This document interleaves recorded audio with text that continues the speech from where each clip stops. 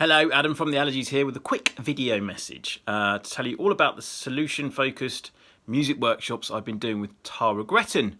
Me and Tara first met through my partner Kelly, and yeah, I was doing workshops with young people that were having some really positive effects on their confidence.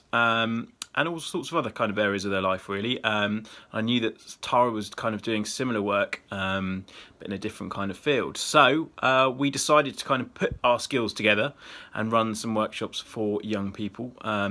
The idea was that they would come in and have some solution-focused therapy from Tara, and also get to produce some tracks with me. We've made music for adverts as well. And done all sorts of kind of different stuff, and it's been great. It's been really positive and really effective, and I think the mix of having the two kind of different elements to the workshops really worked really well. We've had some great feedback. The kids seem to have loved it, and one of the things is we leave the sessions quite open and free as well, so they can get to talk about what they want, and they also get to work in a way that they're comfortable with.